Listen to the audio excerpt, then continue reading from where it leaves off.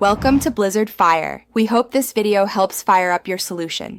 You begin by preparing the environment. Close Safari and save open work so nothing is lost.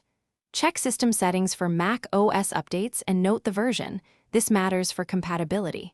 Once done, backup bookmarks using File Export Bookmarks or ensure iCloud Sync is current.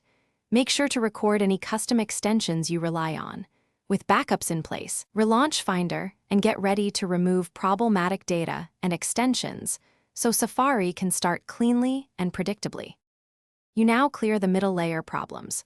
Open Safari preferences and erase history and website data to remove corrupt cache and cookies.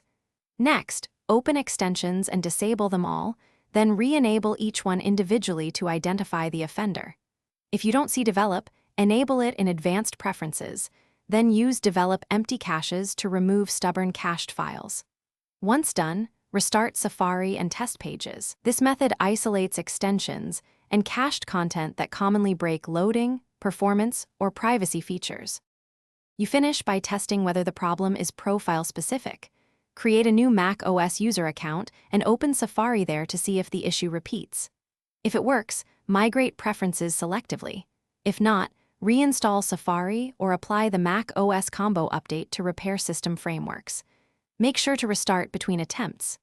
If things go wrong, boot into safe mode to disable third-party kernel extensions and start up items. This single troubleshooting step often reveals conflicting software, so you can remove or Thanks for watching. If you found this helpful, don't forget to like and subscribe.